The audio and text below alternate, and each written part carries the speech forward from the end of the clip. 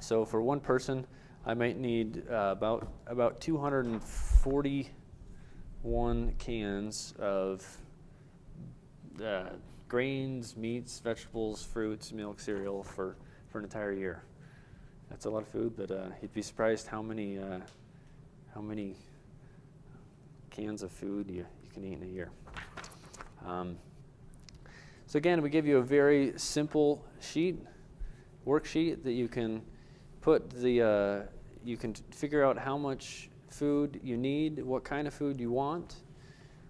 Write the item description here, the expiration date, container size, total need, total on hand, how many you need to buy, cost per item, and a budget for each item, and then you can total up here to see how much your long-term food storage is going to cost you.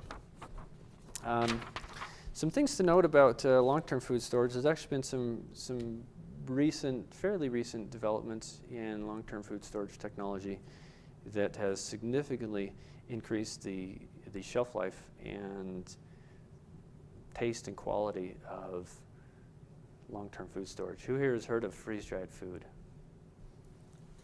Just about everybody. Who here knows what freeze-dried food is or how they make it?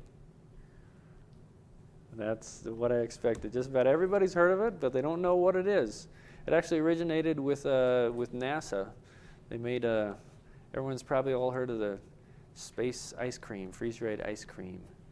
It was a really popular product in the 70s. The technology's been around for quite a while. It was developed to reduce the weight required for the food supplies of the astronauts, that decreased the amount of fuel they had so they could launch their rocket into space cheaper.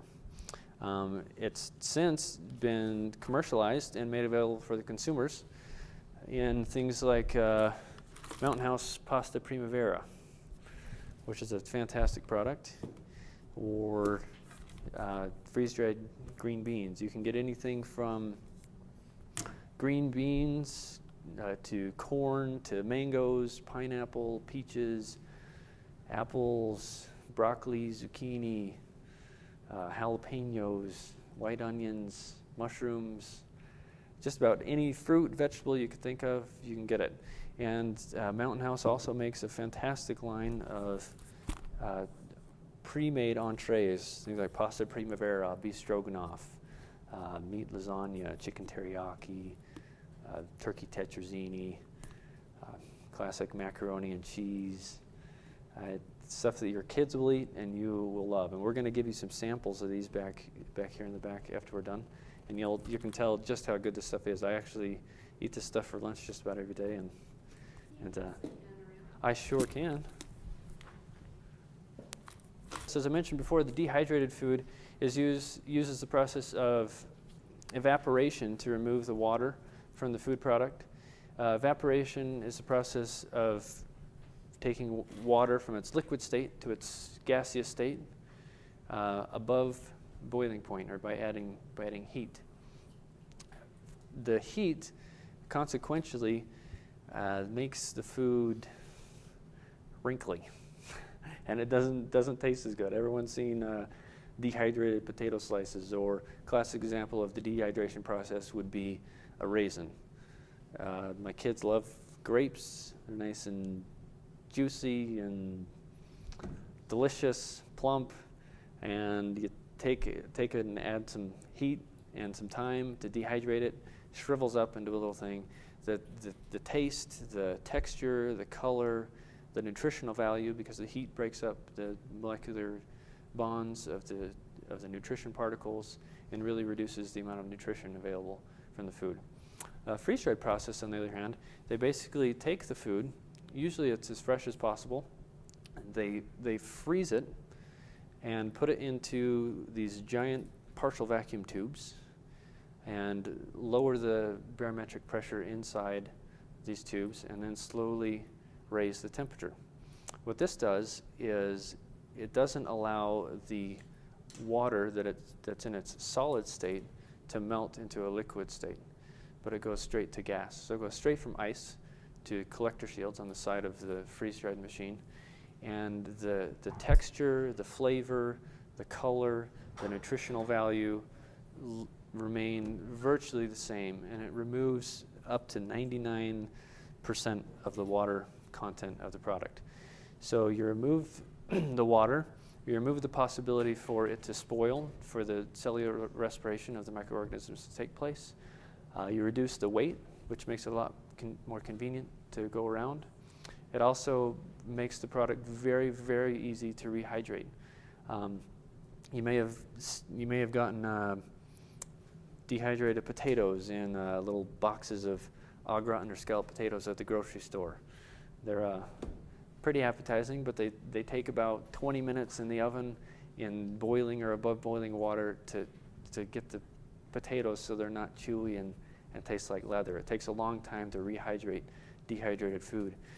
Freeze-dried potatoes, on the other hand, on contrast, you just add a little hot water. It doesn't even have to be boiling, and it's rehydrated in about 2 minutes. About 2 to 3 minutes is standard for all rehydrated food. You don't need to boil it. You don't need to cook it. You just add a hot water, and almost like magic, 2 to 3 minutes later, it's good to eat. I literally, for lunch, will grab a can of the beef stroganoff, dip a cup in, put some hot water in it, let it sit for 2 minutes, and I'll eat my lunch right there. Easy as that, which is especially useful in emergency situation because you've got to think about usability. Classic example of what I talked about earlier. There's 3 types of people: those who know they're not ready, who think they're ready, and are really ready. I was in someone's home the other day. They had a bunch of 5-gallon buckets and number 10 cans of food: wheat, grain, oatmeal, flour, instant milk, all sorts of stuff. It was great. And I asked him, how much you got there? He says, I got a year's supply. And I asked him, so what happens if the power goes out? What are you going to do with it? And he sat there with a little puzzled look on his face for a minute and realized that without power and electricity, he didn't have any way to cook his food. And even if he had a little stove, 200 pounds of flour weren't going to do him a whole lot of good. He couldn't bake bread. He couldn't. You could add some water to it and to some flour, maybe a little oil, and make some scones. But then you'd have to have a pan. You'd have to have a lot of oil. You'd have to have a lot of fuel to heat up the oil, fry it, cook it. You'll spend, with traditional food storage, it's estimated you could spend up to about 6 hours a day preparing and cleaning up for your meals, which in an emergency situation where you're worried about surviving, you'd rather spend your time doing other things rather than cooking and cleaning. So with the freeze-dried food, literally that it virtually eliminates your preparation, your cleanup time. Just add hot water and you got a meal. No baking, no frying, no cooking.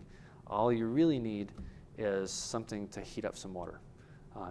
And an option like the JetBoil stove, MSR reactor stove. There's a lot of emergency stoves on the market that are specifically designed and very, very efficient at heating up water. A lot of them are designed specifically for the purpose of freeze-dried food, which has also become a very popular product for camping supplies because it is so easy to cook. It's very lightweight and takes very little time, very little resources.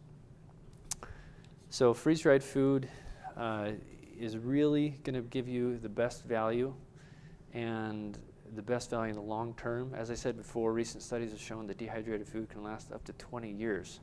Well, Mountain House, that makes those entrees that I showed you, they've been around for about 35 years, and they've opened up cans from their original batches, and they're perfectly fine. Done tests on them, nutritional content, tasted them, tastes just great. All the nutrition's there 35 years later.